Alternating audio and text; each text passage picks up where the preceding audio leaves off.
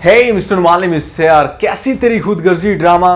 बड़ा प्ले है लेकिन बड़े प्ले के अंदर आपको अक्सर बड़ी बड़ी मिस्टेक्स देखने को मिल जाती हैं।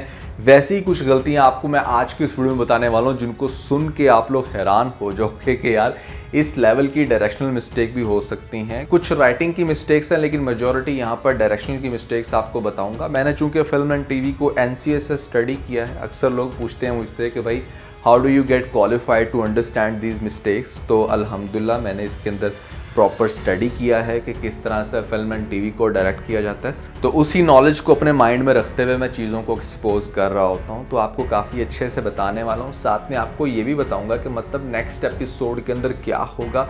इन सभी क्वेश्चंस के आंसर मैं आज के इस वीडियो में करने वाला हूँ। फिर जो नए लोग आए मेरे चैनल पर जल्दी से दबा दें सब्सक्राइब का बटन पुराना, जिससे कहते हैं इंस्टाग्राम फॉलो या @मालिम, क्योंकि आपके सभी क्वेश्चंस के आंसर मैं वहाँ पर करने वाला हूँ। वीडियो का जस्ट लाइक हम स्टार्ट कर सकेंगे इस वीडियो का रिव्यू। तो चले आगे बढ़ते हैं।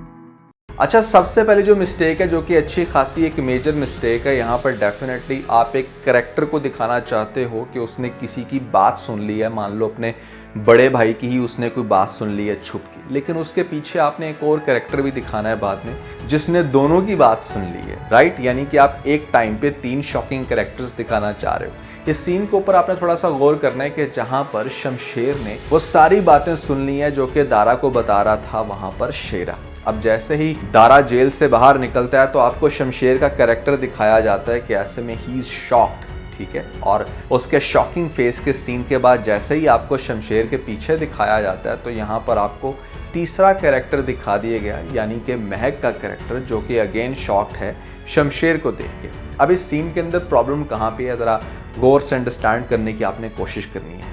एक शॉट में आपको दिखाया जाता है कि जहां पर शमशेर शॉक्ड है वहां पर आपको फ्रेम के अंदर शमशेर का सिर्फ फेस दिखाना चाहिए था, या इस एंगल से शमशेर को दिखाते कि उसकी बैक साइड नजर ना आ रही होती। जबकि आप इस सीन के अंदर बहुत अच्छे से देख सकते हो कि शमशेर की बैक साइड पे यहाँ पर कोई भी नहीं खड़ा हुआ। आप इस सीन से बहुत अच्छे से समझ सकते हो कि शमशेर के पीछे कोई और तीसरा शख्स नहीं है। लेकिन फिर आपने नेक्स्ट शॉट में ये भी दिखाना है कि शमशेर ने पीछे मुड़ के देखा और यहाँ पर महक ने भी सारी बातें सुन ली।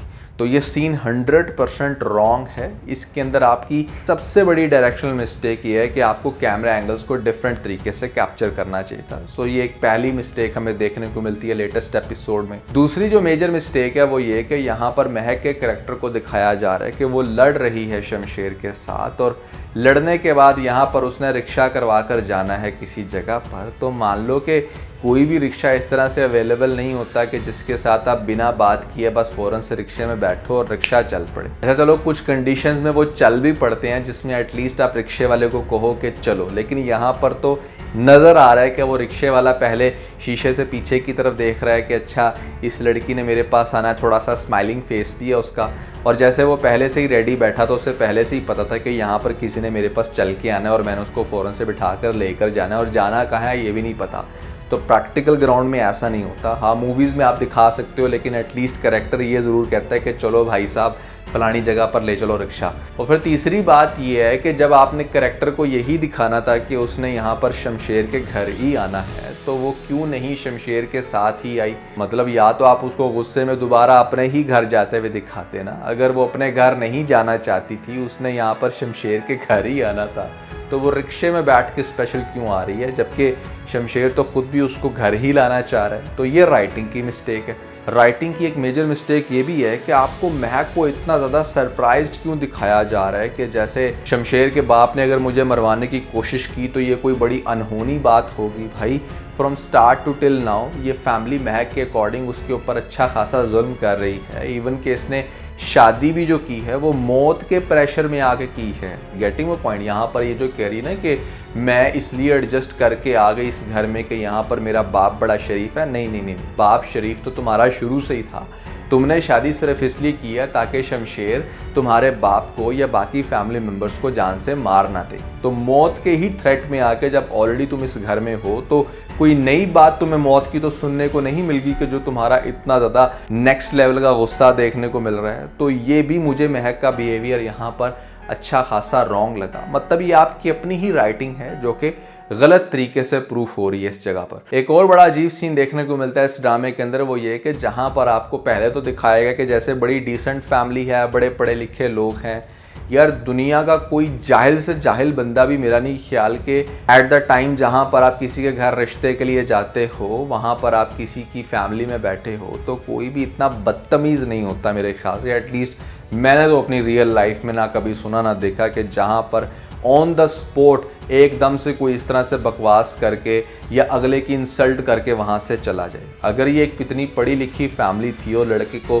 दिखा दिया गया कि हाँ भी उसने पिक्चर देख के महक को रिकग्नाइज कर लिया, तो फिर वो किस बेस पे अपनी माँ को ये बता रहा है कि हाँ भी ये फैमिली गलत है। मतलब ये जो आपको ड्रामे में दिखाने की कोशिश की गई, खासतौर पे इस लड़के की माँ को ये भी कहते हुए दिखाया गया कि तुम्हारी बच्ची के जो चलन है वो तो पूरे मोहल्ले में, पूरे सिटी में मशहूर है। उसकी बच्ची के ऐसे क्या चाल चलन थे, कौन सी उसने गलत हरकत की? अगर वो जो वीडियोस बनी वहाँ पर इस चीज़ को बहुत अच्छे से अंडरस्टैंड किया जा सकता है कि एक बड़े पावरफुल बंदे ने उसको ज़बरदस्ती अपने निकाह में ले लिया, तो महक ने इटसेल्फ तो कोई भी ऐसा गलत काम नहीं किया ना, या वो कोई गलत काम करती तो नहीं पकड़ी गई थी जिसकी वीडियो मशहूर हो गई है और अब उस वीडियो की बेस के ऊपर छोटी बहन का रिश्ता नहीं होगा। तो ये एक बड़ा ही अजीब सीन था। या तो आपने उसकी बड़ी बहन को कोई ऐसा गलत काम करते हुए दिखाया होता जिसकी वजह से वो मान लो बदनाम थी पूरे मोहल्ले में, तो अब छोटी बहन के साथ रिश्ता नहीं हो सकता। ये बहुत सारे सिबलिंग्स में ऐसा होता है कि बड़ी बहन को डिवोर्स हो जाती है, या ऐसे में मान लो कि बड़ी बहन के साथ किसी ने ज़बरदस्ती शादी कर ली, या कोई भी बुरा वाक़या बड़ी बहन के साथ हो गया। ड्रामों में बड़ा दिखाया जाता है कि उसका इन्फ्लुएंस छोटी बहन पे होता है, लेकिन प्रैक्टिकल ग्राउंड में सिर्फ छोटी बहन के ऊपर तब ही इम्पैक्ट आएगा जब बड़ी बहन कोई गलत काम करती होगी या उसका कोई गलत रिकॉर्ड होगा, या ऐसे में उसने अपना घर ख़राब किया होगा, तो छोटी बहनों के ऊपर कहीं ना कहीं इफेक्ट आता है। लेकिन ड्रामों के अंदर गलत पोर्ट्रे किया जाता है। फिर मुझे निदा की समझ नहीं आती कि भाई तुम अच्छी अपनी बहन की सपोर्टर हो, तुम यहाँ पर अपनी बहन को ही कसूरवार ठहरा रही हो कि आप ही की वजह से मेरा रिश्ता ख़राब हो गया। क्या आप ही ने किया तुम्हारी है? तुम्हें नहीं पता कि रियलिटी क्या है? तुम क्यों अपनी आप ही को इस तरह से दोषी करार दे रही हो? तो थोड़ा सा सेल्फिशनेस का एक्स्ट्रा मुजाहरा कर दिया लेटेस्ट एपिसोड में निदा ने। रो बैठ के ऐसे रही है जैसे कोई इसका लवर रिश्ता लेके आ गया था। भैया वो तो एक अरेंज मैरिज के थ्रू जो रिश्ते आते हैं, वहाँ पर लड़कियाँ इतनी जल्दी इमोशनली कनेक्टेड नहीं हो जाती रिश्ते के साथ। हाँ, जब थोड़ी बहुत बातचीत हो जाती है या लड़की का कोई अपना ही लाया हुआ प्रपोजल हो, तो वहाँ पर लड़कियाँ इस लेवल का रोती हैं या टेंशन लेती हैं। तो निदा का ये रोना और यहाँ पर तस्वे बहाना मुझे बिल्कुल भी समझ में नहीं आया। So that was all about mistakes. अब हम डिस्कस करें अगर नेक्स्ट एपिसोड के हवाले से, तो नेक्स्ट एपिसोड में होने वाला कुछ इस तरह से कि जिस टाइम शमशेर अपनी बेगम महक को लेकर आएगा, बाप के सामने पूछेगा कि क्या आपने इसको जान से मरवाने की कोशिश की थी, तो बाप कहेगा कि मेरा बस चले तो मैं इसको दोबारा से जान से मरवाऊँ। तो यानी कि यह बात प्रूफ हो जाएगी कि हाँ वाकई शमशेर के बाप ने वो घटिया हरकत की थी। जिसके बाद आग बगोला होगी, अपनी वाइफ का बाजू पकड़ के वहाँ से लेकर चला जाएगा, किसी दूसरे घर में शिफ्ट होगा जहाँ पर वो सिर्फ महक के साथ अब सेपरेट है। महक तो फिर भी खुश नहीं है कि मतलब महक चाहती है कि अब उसको कोई फरिश्ता ही मिल जाए जो यहाँ पर आके सारे उसके ज़िंदगी के मसले हल कर दे। लेकिन फिर भी शमशेर ट्राइंग हिज बेस्ट कि किसी तरीके से कोई एडजस्टमेंट हो जाए मेरी इस लड़की के साथ। वो पूछेगा कि तुम बताओ मैं क्या करूँ। मोटरसाइकिल पे उसको बिठा के जाएगा उसकी फैमिली के सामने, वहाँ पर जाके भी इस बात का इकरार कर देगा कि मैं अपने गरूर के अंदर और बड़े जुल्म और गलत फहमी का शिकार होकर मोहब्बत कर बैठा था, लेकिन अब मैं दिल से महक को चाहता हूँ। आप मुझे कोई भी सज़ा देना चाहते हो दे सकते हो, क्योंकि मेरी फैमिली की वजह से सारी ट्रबल हुई। तो आगे से महक का बाप ये कहेगा कि तुम्हारी सबसे बड़ी सज़ा यही है कि तुम्हें कोई सज़ा ना दी जाए, क्योंकि जब आप किसी मुजरम को ख़ास तौर पे सज़ा दे दो, अगर वो सज़ा खुद मांग रहा हो, तो उसके बाद वो सेटिस्फाइड हो जाता है कि आई एम डन। लेकिन यहाँ पर तुम्हारी कोई सज़ा नहीं, ये बहुत अच्छी बात की, बस तुम इसी फ्लो के साथ चलो और रियलिटी को अंडरस्टैंड करके चलो, बस मेरी बेटी का ख्याल रखना।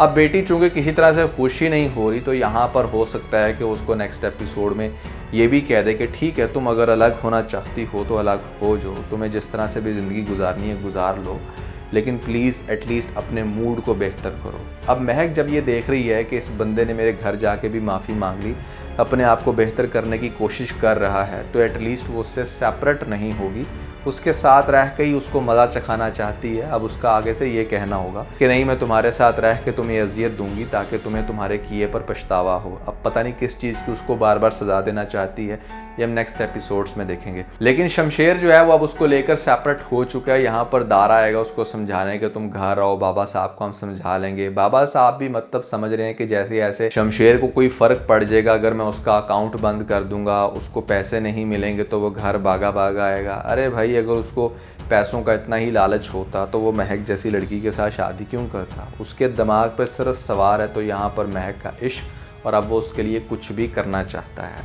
इस ड्रामे का सबसे इंटरेस्टिंग एलिमेंट अब यही रह गया है कि क्या महक आगे जाके शमशेर के साथ अपने आप को एडजस्ट कर लेगी या नहीं। तो मेरी बहुत गट फीलिंग है कि इन दोनों की आगे जाके अंडरस्टैंडिंग डेफिनेटली बनने वाली है। और अगर नहीं भी बनेगी ना किसी वजह से, अगर आपको ऐसा दिखाया जाता है कि नहीं भाई महक बिल्कुल भी एक्सेप्ट नहीं कर रही, तो शमशेर अपनी जान लेके इस चीज़ को प्रूव कर देगा कि हाँ वो महक से बहुत प्यार करता था। और फिर शायद महक के करैक्टर को दिखाया जाए कि शमशेर के मरने के बाद वो उसको बहुत याद कर रही है। कुछ भी दिखाया जा सकता है इस ड्रामे के अंदर। इंटरेस्टिंग है ड्रामा, कुछ मिस्टेक्स थी ज़्यादा इस एपिसोड के अंदर, तो मैंने कहा उनको प्रोमिनेट कर दें। आप लोगों को कैसा लगा ये रिव्यू ज़रूर बताइएगा नीचे मुझे कमेंट सेक्शन में। तो दोस्तों डक्की भाई के ऊपर जो आजकल लेटेस्ट कंट्रोवर्सी चल रही है, यहाँ पर नदीम नानी वाले ने अगवा कर लिया था बदला ब्रदर को। इसके ऊपर बड़ी डिटेल वीडियो बनाई है। बहुत सारे लोग रिक्वेस्ट कर रहे थे कि वो जानना चाह रहे थे मेरा क्या फीडबैक है। नहीं देखिए अगर वीडियो तो ऊपर लिंक मिल जाएगा, जल्दी से वीडियो पे क्लिक करके अपना फीडबैक मुझे जरूर दीजिएगा। तो आज के बस इतना है। अगर आपको इस वीडियो के अंदर कोई एक पॉइंट होता है इस वीडियो को लाइक जरूर कीजिएगा और अपने दोस्तों के साथ ज़्यादा से ज़्यादा वीडियो को शेयर करने की कोशिश करें, स्पेशली उन दोस्तों के साथ जो पाकिस्तानी ड्रामास के बहुत बड़े फैन हैं। वीडियो चलेगी तो सब्सक्राइब बटन के ऊपर जरूर क्लिक कीजिएगा और कमेंट सेक्शन में मुझे अपना फीडबैक देना मत भूलिएगा। और ये सारे काम करने के बाद आप बेल आइकन को प्रेस कर लीजिएगा ताकि लेटेस्ट अपडेट आप लोगों को सबसे पहले मिल सकें। इसके साथ में बहुत सारा ख्याल रखें। Stay motivated and God bless you.